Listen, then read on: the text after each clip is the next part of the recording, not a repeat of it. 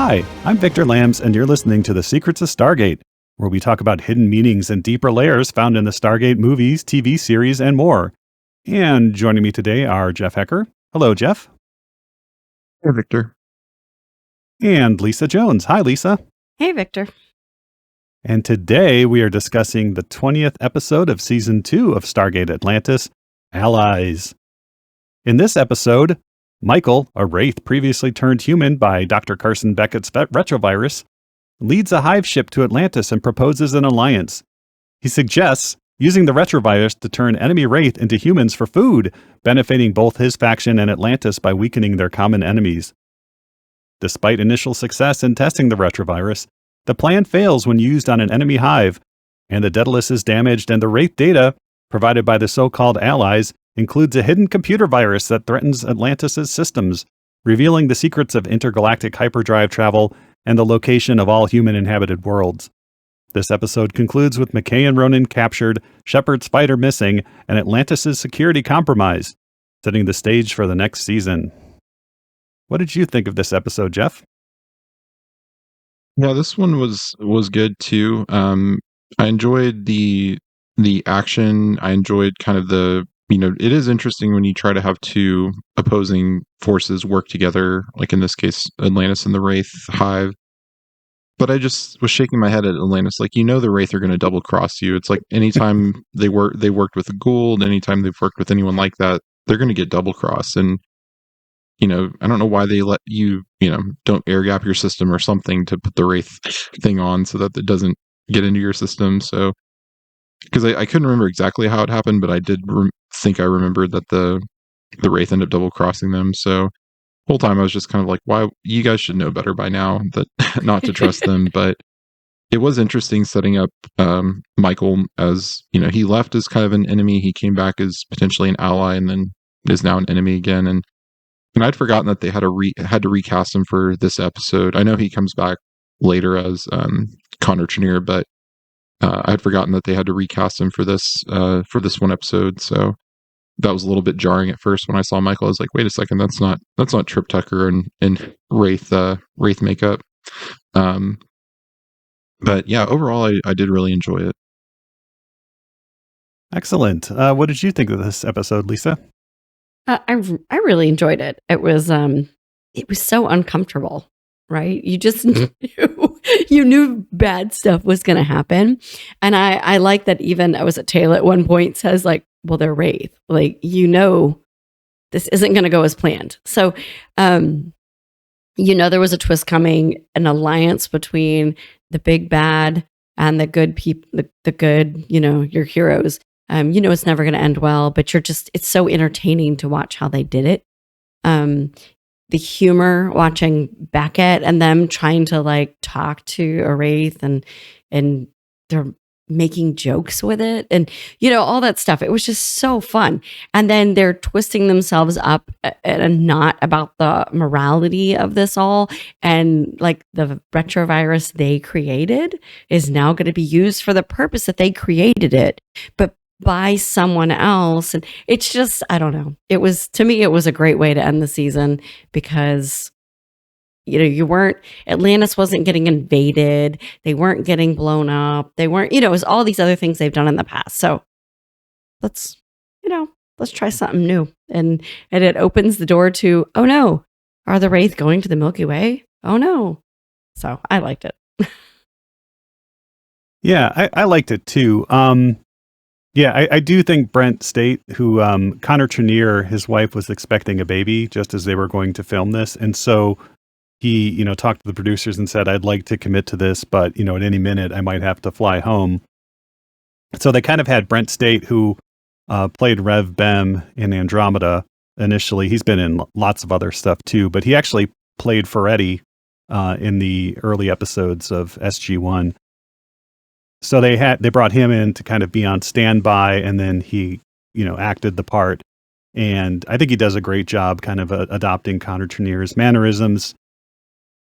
And then they decided to have overdub Connor Trenier doing the lines just to have some continuity there. So while it's Brent State under the makeup, it's Connor Trenier doing the voiceover there. And I think it works. I mean, it is a little jarring, but it works. A little more jarring is the orange female Wraith, because, I mean, there's no reason Wraith can't be different colors, but that was just a little jarring. And it was a result of a kind of miscommunication between the writers and the makeup and costuming department, because they wanted her clothes to look a little bit more human, like she was trying to, be more human. And that the makeup people thought, oh, well, then she should, the coloring should be a little bit more human too. So they try to green her up a little bit later on in the episode. But I think it works. I don't think anybody really complained about it. Just a funny note. I do like, that the Wraith are incredibly smart. The whole using the retrovirus thing was just a ploy to get at the information they needed from Atlantis' computers. At the same time, the Atlantis expedition really doesn't have a choice because they know they're there thanks to their experiments with Michael, and so what else are they going to do? So I like it. There's a lot of good twists and turns, a lot of funny moments with McKay and Beckett and Hermione, and so I really like when and Zelenka and Beckett are trying to talk to the Wraith scientist, and they're incredibly nervous, and they talk about how the gas will ignite, and Beckett says, we call it, or Zelenka says, we call it flashing, and Beckett like flashes with his lab coat, just because he's so nervous. So I think there's a lot of really good moments like that. Not a very expensive episode, since they used all their existing sets, the Daedalus, Atlantis, and then the Wraith Hive ship. So, but the visual effects are really good, all the ships and stuff, and so that's always cool to see. With Connor Turner not being there, it's funny. I didn't even realize it at first. He looked different, but I thought it was just the makeup, and it like something was off, but I didn't realize it wasn't him until later in the episode. So I think that voice dubbing, his voice over the actor, I think that worked, because for the most of us, it was kind of like, he looks different, but then I was like, well, maybe we just hadn't seen him in full Wraith makeup yet. So it worked. Yeah, he's also, Brent State is shorter, I believe, than Connor Trenier. So when he has the confrontation in the lab with Ronan, usually the height disparity isn't quite as noticeable. Yeah. Oh, and I love the way Ronan just like got on board with helping them. Yeah. He's like, they're doing what we want to do. They want to kill Wraith. Like, I'm cool with that. Let's go. Wraith killing the Wraith. Yep, there we go. Yeah, and the scene where Taylor voices her concerns to Sheppard wasn't initially planned to be filmed, but the episode was running right at time, and they like to have it run over so they can edit it a little bit more, and so they decided to film that kind of last minute. This was being done right at the end of the season, so they were in a rush to write it. I think they had Martin Garrow had like maybe 5 or 7 days to write it, and then they had 7 days to shoot it. So a number of the scenes were filmed by Peter DeLuise, some by Andy Makita, who's the credited director, and they just did what they needed to do to get all the scenes they needed and get it done. Yeah, but it is morally interesting, this episode, with the idea of like, oh, we're going to turn Wraith into humans and then let them be fed upon, even though they, because you're essentially mind wiping them when they get the retrovirus. So, there's I think in our perspective, we would argue that they're not a new, that they're the same being. They're not a brand new being that's, they're human now, or I guess I contradicted myself, but I guess we would argue that they're not a Wraith anymore. That is an enemy combatant, that they're now, human, and feeding upon them and letting them be fed upon is probably not morally correct. So that was interesting how kind of willing they were to go along with it. Well, I think we talked about it in the episode, Michael, about how, so they're, basically what they're doing, that the human persona has more value to them, like dignity of life, than the Wraith persona, that they're deciding which species means something or has value. And does it? I mean, of course, we don't have to deal with this really because it's aliens and whatever. But I mean, you think about it in real life, we do have to decide, does every living sentient person have value or not? And they very much say some do and some don't. So you take the same individual who looks like a Wraith and is a Wraith, but you change their DNA to make them look like a human, but they still have Wraith instinct, but suddenly they have value or the other one doesn't. It was very interesting. I don't even know if they meant to set up that whole moral quandary to the extent that they did, but they did. And I love that Beckett's like, this is not what I created this, like, this is not the purpose for the virus. And you're like, are you sure? You know? Exactly. Just... And I like it how it's Michael who actually says, no, you're not turning them into human. They're still Wraith on the inside, Yeah. So put those qualms aside. But if you think about the morality of warfare, you still can't treat an enemy combatant this way. I mean, you're torturing them, basically, is what you're doing. And we allegedly don't believe in torturing people. So I thought it was very interesting. I thought they brought it up more, dealt with it more than they ever did in SG-1. SG-1 is like, we're good. Yeah, exactly. We don't need to have this conversation. Just whatever, move on. Yeah, I think that's because it's we're leading. It's not the military leading Atlantis. Like you have the military leading the SGC.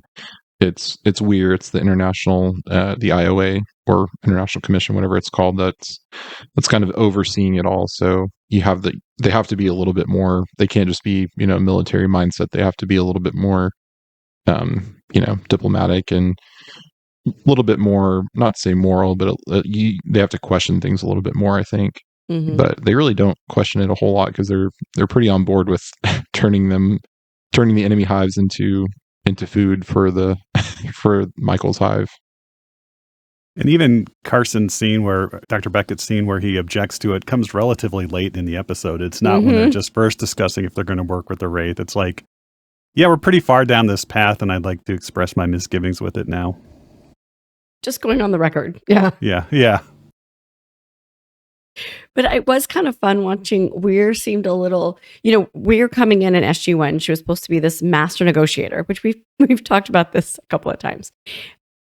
It was kind of fun to see her like, I'm in my negotiation phase. And then she's like stymied because the Wraith Queen is just like, yeah, no, you get everything. Everything you want. Sure, right here. And Weir's like, okay, now what? Now what do I ask for? What do I argue for? Like, what's going on? And I like the way how the Wraith played the Atlantis team to basically get, well, your drug doesn't work because we can't find a way to infect an entire hive ship at once. We tried your plan and it failed, and basically forces the Atlanteans to say, well, maybe if you gave us all of your schematics, and then the Wraith is like, oh, okay, sure, here you go. Here's the schematics, and boop, and there's a virus in it too. Literally like a Trojan horse. It's here's this big gift, and buried in it somewhere is a bunch of Greek. But and how many times did Weir say every time they sent something, she's like, non-networked computer firewall, blah blah blah, and then this one they're all just like, okay. Well, Rodney does say it's like yeah. It's behind a firewall, and when he's downloading it, but he obviously should have checked a little bit more. Or Zelenka's team should have. But a little more suspect. Yeah, and so we do actually get to see another Wraith turned into a human appearance or human, whatever you want. James Lanazalfos, who plays basically every, non-helmeted Wraith on the show, gets to appear without makeup. And I guess he was initially hesitant to do that because he didn't want his people to see his real face underneath the makeup, but he gets turned in, and then the queen feeds upon her, and I guess it's good. I don't know how he actually tasted, or if she was just pretending he tasted good or not. But who was it that couldn't? Which I can't remember which character was like they couldn't watch or something.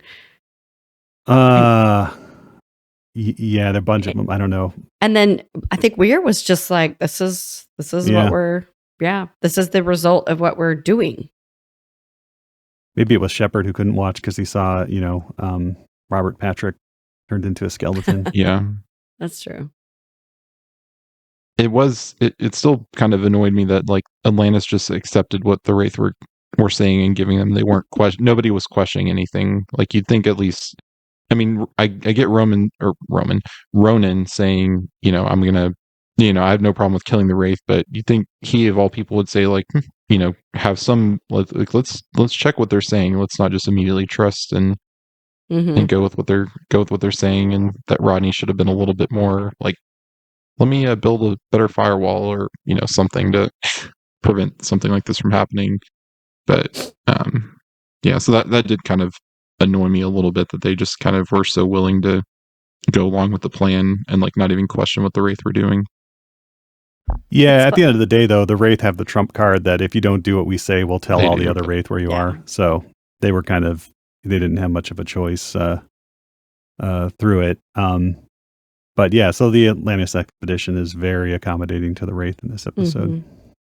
But I thought the Wraith Queen, and you don't know if it's Michael who came up with all of this plan. That's what we don't know. Yeah. Because it would make sense that now that Michael has been there on the base and is partially human, I guess, that he knows how to play them, Yeah. But I really loved the way the Wraith Queen came in and was like, came up with this beautiful explanation. Like, you woke everyone up. There's not enough feeding ground. We thought there was or maybe Michael said that. I can't remember. There was a feeding ground, not enough feeding ground. So now there's a civil war and now we're fighting each other. And I mean, it was very well laid out. I mean, yes, he had them over a barrel, so they had to say yes.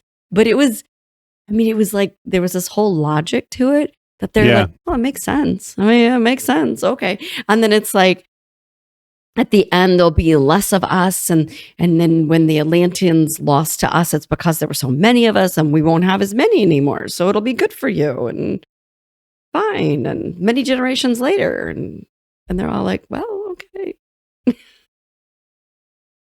Yeah. And yeah, exactly. I did like that scene. It's like, well, aren't you going to start feeding on humans again once you're done with the Wraith? And it's like, yeah, but there'll be fewer of us feeding on humans. And, we'll just deal with that when the time comes. Yeah, and maybe there'll be so few of us that your ancestor or whoever comes after you could, y'all could fight us then. It's fine because there won't be as many of us, and we're all good.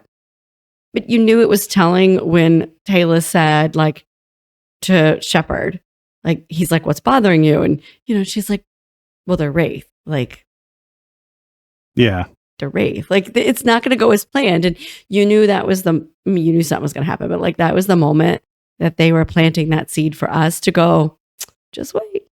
Just wait and see what happens. Wait for the other shoe to drop there. Yeah, and so we get some cool space sequences too with the Daedalus. I think they were trying out a new effects house for this one, and so get some really cool shots some reused shots of the Daedalus from earlier in the season, but then some new ones as well.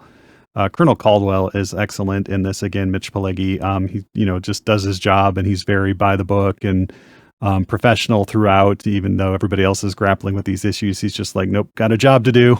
And I did like their plan too at the very beginning to have the ships kind of out of range, so the Hive ships wouldn't see them when they came out of hyperspace. And the Aurora is just kind of sitting out there waiting in the wings under the command of Major Lauren. And did you love it? They come out of hyperspace and everyone's just shooting at them, and they're like, yeah. So this is the first time they have this plan. Like, we're gonna sneak this Wraith ship, and there's a jumper kind of observing them, and we're gonna sneak this Wraith ship onto an enemy hive, and deploy the gas canisters. But then it doesn't go well, and the Wraith delegation that went to the other hive ship is destroyed. But that was probably part of the plan. And so now their plan is that they're going to hide the Daedalus inside the hive ship, kind of underneath it. And, that way the Daedalus can beam the canisters onto the other hive ship. But as soon as the Daedalus comes out of hyperspace to do that part of the plan, the two hive ships are shooting at it. And that was a great shot too, because you see through the front, window or view screen of the Daedalus, they come out of hyperspace, and all of a sudden there's all these like shots at them. And the Daedalus is a tough ship. I like that. So, they're trying to, and one of the gifts the Wraith gave them earlier on was like, here's our jamming code. And if you can crack this jamming code, you'll be able to beam nukes wherever you want. And so we get a lot of really good scenes with McKay and Hermione trying to one-up each other and cracking this code. But it's unclear if the code would work with enough time or if it was just, bad code, because the Daedalus isn't able to beam any nukes anywhere, isn't able to beam, McKay and Ronon off. They have their little personal, transport activator thing that doesn't work. That's funny. Yeah. And then the hive ships just, go into hyperspace because now they have the technology to, do intergalactic hyperspace travel, as well as the location of Earth. So they did practice with the beaming stuff and technology, right? And the jamming. So my guess is that they set it up to work to get them wooed into this is all going to work. And then they changed it on them. But I think I'd forgotten about that. Hermioid and McKay arguing was one of the best things. Who's smarter? Well, they don't they need me to come help you and all this. It was so. Have we ever seen McKay interacting like that with the Asgard? I can't remember. Not to this degree. Yeah, and they need to do a lot more of that. Yes. And Hermiod's definitely got a spunky personality and is not afraid to trade those little jabs at McKay. Thank you for your assistance, Dr. McKay. Assistance. Yeah. There was actually one line in there early on where McKay says to Hermione, it's like, yes, you're smarter than me. And David Hewlett, who never gives notes to the writers, actually went to the writers on that and said, McKay would never admit that someone is smarter than him. So in the episode, it says, you think you're smarter than me. I get it. You think you're smarter than me instead of you're smarter than me. So they changed that line based on his note. That works. Yeah, because you're right. He would never admit that. Not even to Carter, he doesn't. And he wouldn't admit it to an Asgard. Nope.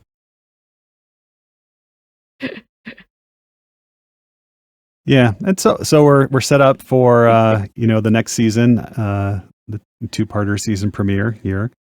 Like we said, McKay and Ronon are kind of covered with goopy Wraith vines on the ship, and the Wraith aren't going to kill him yet, and the Daedalus has been badly beaten, but is in no immediate danger, and we're not sure what it means for for Atlantis, the city itself. Will they tell the other Wraith that Atlantis is still there, or do they just want them to survive to see what happened because of their trust in the Wraith as well? But the moment McKay goes on that ship, it was bad things. Yeah, and his reason for going on the ship too is because he had helped them repair their hive ship, and he's like, yeah, a lot of the repairs I just kind of hacked together, so I want to be on there just to make sure that they work. And McKay's not brave like that. No, and he even says, I'd rather not do this, but I think I need to. Sheppard leads his F-302s out to try and disable the hyperdrives, and he presumably is sucked up in one of the hive ship. Oh, yeah. Because we know he's not dead. So he's missing too with his F-302 at the end of the episode as well. And there was a good scene where Ronon and McKay on the ship, and let's see, the Wraith touched McKay or something, and Ronon fought back, and the Wraith says something like, you were only protecting your superior. Yeah. And Ronon gets all he's not my superior. And McKay goes, well, not in every respect, or something like that.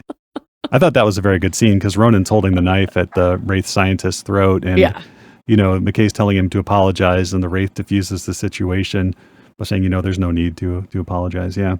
So I thought that was a really good scene there. So yeah, Ronon has stuff to do, mainly confronting Wraith and being told to stand down. So, but yeah, I like that Zelenka was in this episode. He's leading kind of some of the research team, so we get to see a lot of nervous and then frazzled Zelenka too. So that I always like that.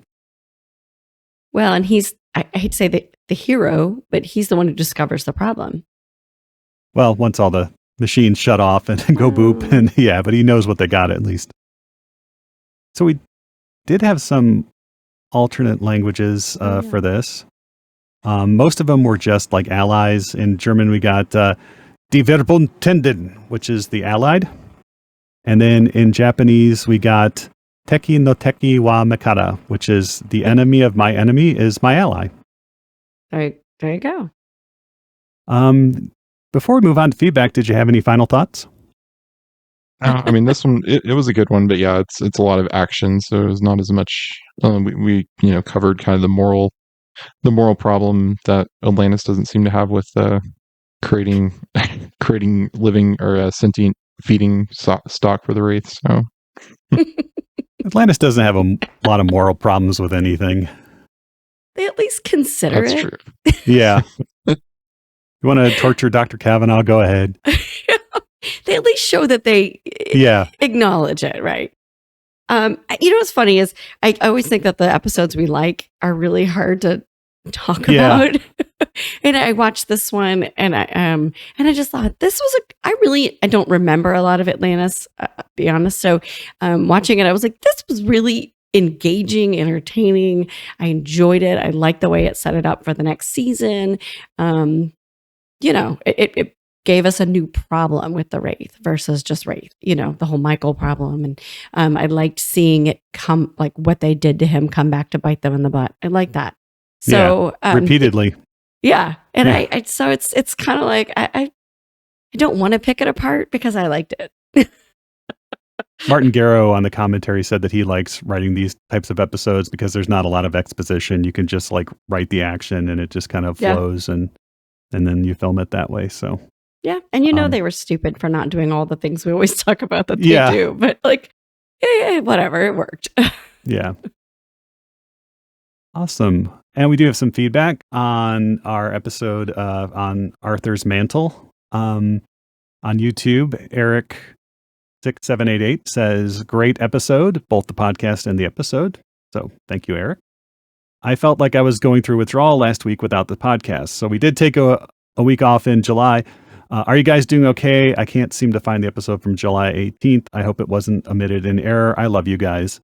Aww. And we love our listeners too. You didn't miss an episode. SQPN was off that week in July. So now we're back and we'll be doing this every week for the next 2 years, I think. So I think we worked it out. So we'll be here. And we had some feedback on our episode on Michael on YouTube. Flying Car 100 says, wouldn't the Geneva Convention still apply? We were talking about, the same moral issues we have in this episode. Mm-hmm. Wouldn't the Geneva Convention still apply since all the countries that the Atlantis expedition is from had signed it? I did a little research, i.e. I asked Grok, and it's murky. Since the Wraith haven't signed the Geneva Convention, it might not apply to them. There might need to be another, accord that would be set up with them in particular, but it does not appear that the Geneva Convention would apply directly to the Wraith. Nope. And then Milky Way Twin on Discord, some feedback on the same episode. In our episode, we made constant references to the Wraith being made through by Dr. Beckett being made something they never were. Finds fault with that, as in several episodes up to this point and beyond, we find out that the Aratus bug and human DNA were allowed into the race because the Lanteans wanted to see what would happen if they allowed the genetic merger to run unchecked, and then that created the Wraith. The Wraith didn't come about actually at all. Therefore, our conclusion that they were doing something wrong by changing an entire species into something they never were is incorrect. So I don't remember that specifically, but I'll defer to our viewer in that respect. If the Lanteans let the experiment run, or if it just kind of happened over time. But we are where we are now with the Wraith, and as we noted, the moral episodes again in this episode too. Mm-hmm. Yeah, I think it's referenced in episodes, and I think it might be more expanded in books. I've not read the books, but from like stuff I've seen online. So yeah, I guess we'll see, and if it's how much is referenced in Atlantis about it. Cool. So we appreciate your feedback. We like hearing from our listeners, and we'd also like to take a moment to thank our patrons who make it possible for us to create Secrets of Stargate, including Mark, David F., Alex C., Joshua J., and Lee V. Their generous donations at sqpn.com/give make it possible for us to continue the Secrets of Stargate and all the shows on StarQuest. You can join them by visiting sqpn.com/give, and be sure to follow the show on Apple Podcasts, TuneIn, Spotify, iHeartRadio, or find our video versions at youtube.com/StarQuestMedia. And to find previous episodes of Secrets of Stargate and to send feedback, please visit sqpn.com/Stargate. You can email us at stargate@sqpn.com or follow StarQuest on social media at facebook.com/StarQuestMedia or on X at SQPN. And we'll be back next time with the next episode of Stargate SG-1. Everyone's dead and the situation is hopeless. I, of course, mean flesh and blood. That's awesome. Until then, Jeff Haecker, thank you for joining us and sharing the secrets of Stargate. Thanks, Victor. And Lisa Jones, thank you as well. Thanks, Victor. And once again, I'm Victor Lambs. Thank you for listening to the Secrets of Stargate on StarQuest. And remember, my body does not possess the adrenal gland that produces epinephrine in your system. And even if I did, I would not be as easily impressed. Anyway, I'm sorry, but that just happens to be how I feel about it. What do you think?